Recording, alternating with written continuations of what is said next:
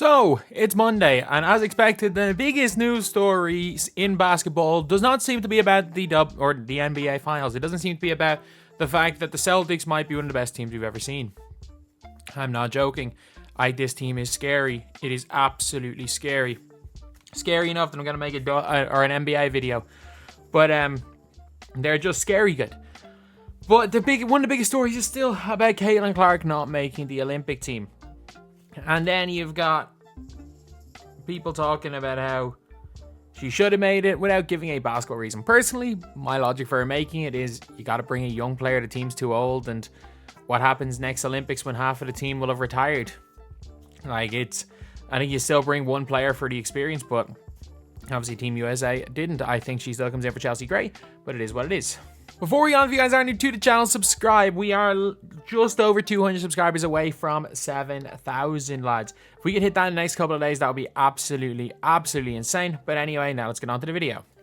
So, I've seen some ridiculously dumb takes. I've seen some absolutely ridiculously dumb takes from everybody about this. First, that nobody will watch the Olympics. And I'm not talking about just women's basketball in the Olympics. No one will watch the Olympics in general.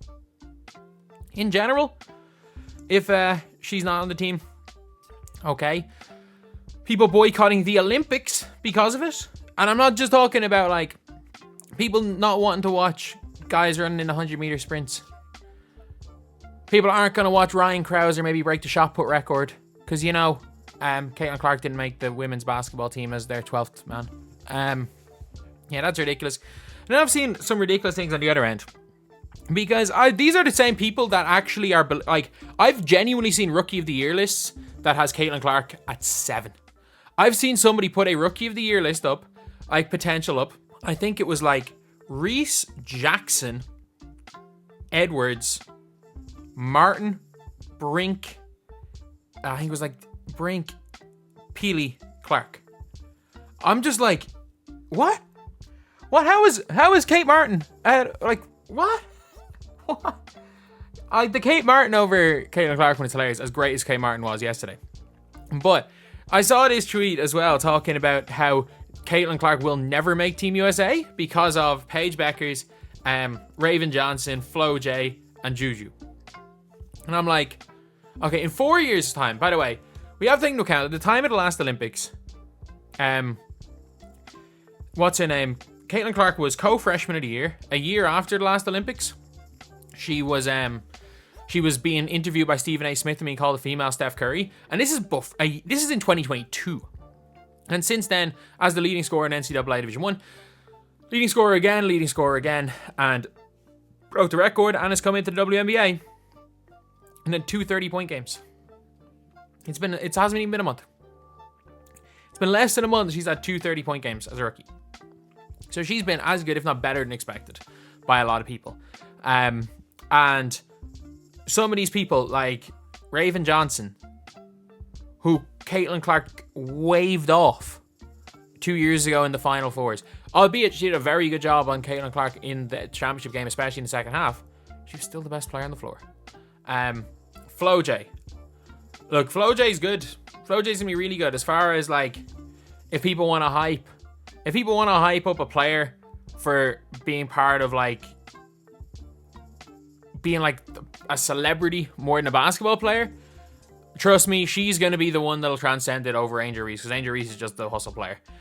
Juju, fair enough, but, like, Juju in 4 years' time is going to be basically the age Caitlin Clark is right now, so, like, I don't see a situation where Juju is the only player in 4 years' time that I think will be better than Caitlin Clark is right now. Like, Raven Johnson, no. Paige Beckers does not play the same position.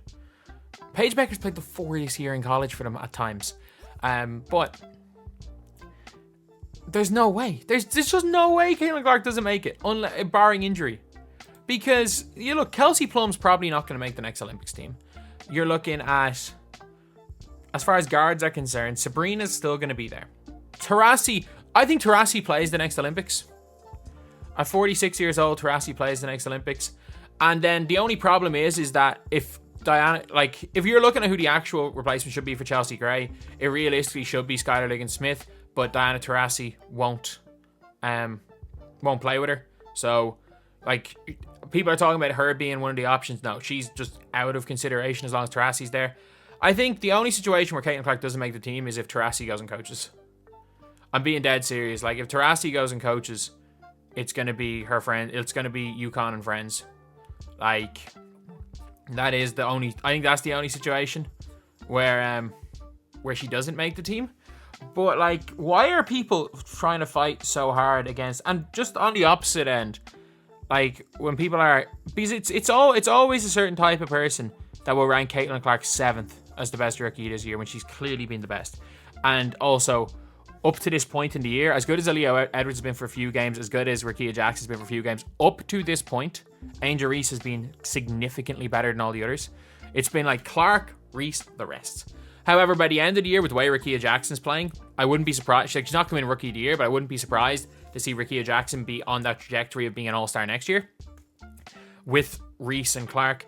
Cameron Brink has the greatest PR team I've ever seen. Because after, like, the 4th game, she's been average at best. She was pretty good last night. But, like, no. No, like, not compared to the top couple of rookies. But, like, it is Caitlin Clark, Angel Reese, Gap, the rest. That is where the rookies have been this year. And it's like, it's the same as the people trying to diminish what Angel Reese has done, saying that she's not a top 6 or 7 rookie, and then it's never... You never see it for the fans of one or the other. You never see the like, I'm not even going to call them the Caitlin Clark fans, because the actual Caitlin Clark fans, the Iowa fans, were just Iowa fans. The crazies are the crazies. I've never seen Caitlin, like, the crazies on one end put Caitlin Clark in the top 4 rookies. And I've never seen the crazies on the other end put Angel Reese in the top 4 rookies. And then Cameron Brink is not despised by either side, so Cameron Brink is always number 2. No matter what, Cameron Brink's number 2. And in reality, Rickea Jackson's probably even better than Cameron Brink. And the Angel Reese fans making sure they put Kate Martin over Caitlin Clark to try to piss people off. Like, it is hilarious looking at some of the stuff. It is hilarious looking at some of the stuff on Twitter. Like, Twitter are not real people, by the way. Twitter are not real people. And that was my funniest take of it all, is that Caitlin Clark will find it harder to make the team in 2028 than she will this year. So what age is Jewel Lloyd? What age is Jewel Lloyd? She's pushing 30, isn't she? Yeah, she's 30. So Jewel Lloyd's 34. I think Kelsey Plum is 34. Chelsea Gray is older than that. You've got, like, Breanna at nearly 31 is going to be the youngest player remaining, especially for guards. Like, there's just no way. There's no way that there's not 4 guard spots open for next year. And if you're looking at, like, young guards, Ryan Howard, she's not a point guard. If you're looking at young point guards in the WNBA, under, like, 25, there are none. And none of them are actually point. Like, Sabrina's not a point guard. Kelsey Plum's not a point guard. Chelsea Gray is a point guard. She's the only actual point guard on this team. Skylar Diggins-Smith is a point guard. There are very few actual point guards in the league. And with Caitlin Clark being one of them. So, I would say that it's a guarantee she makes it in 2028. Unless she gets hurt. Because the hype is going to die down, by the way. Like, this Caitlin Clark mania is going to die down. I'm making the most of it. I'm putting my hands up. I'm making the most of it while it's here. But I think that month off for the Olympics is when the Caitlin Clark mania just completely dies. And I'll be making Olympic content, draft content, and Summer League, NBA content, every type of content up to then. But yeah, that is pretty much it.